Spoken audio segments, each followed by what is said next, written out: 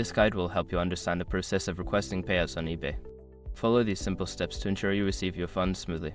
Step 1. Log into your eBay account. Access your eBay account by entering your username and password. Make sure you are using the correct account associated with your sales. Step 2. Navigate to the Payments section. Once logged in, go to the My eBay section. From there, select Account and then find the Payments option to view your payout details. Step 3. Check your available balance. In the Payments section, check your available balance to confirm that you have funds ready for withdrawal. This balance reflects your sales after any fees have been deducted.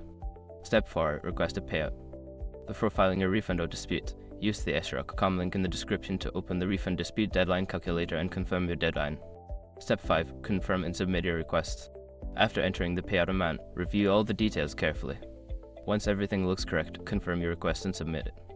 You should receive a confirmation message indicating that your payout is being processed. Once you've completed these steps, you can sit back and wait for your funds to be transferred to your chosen payment method.